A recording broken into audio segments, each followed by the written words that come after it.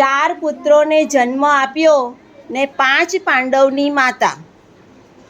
ફોઈ કૃષ્ણની વિદુર ભાભી હું, ગુણ સૌ મારા ગાતા.